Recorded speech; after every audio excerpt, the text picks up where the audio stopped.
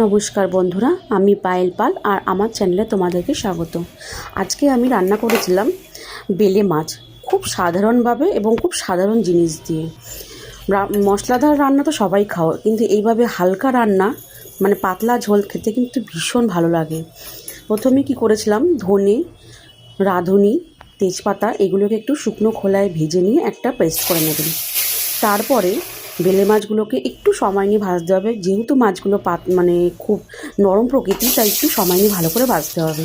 তারপরে কড়াইতে তেল দিয়ে ওর মধ্যে কালো জিরে ফোড়ন দিয়ে দিয়েছিলাম আলুগুলোকে ভেজে নিয়ে সামান্য হলুদ গোলা জল দিয়ে ভালো করে কষিয়ে নিয়েছিলাম, একটু লঙ্কাও দিয়েছিলাম, কাঁচা লঙ্কা। ঝোলটা ফুটে উঠলে তার উপরে দিয়ে দিয়েছিলাম ওই ভেজে রাখা বেলে মাছগুলো, আর দিয়ে দিয়েছিলাম এই ভাজা মশলাটা যেটা করে রেখেছিলাম।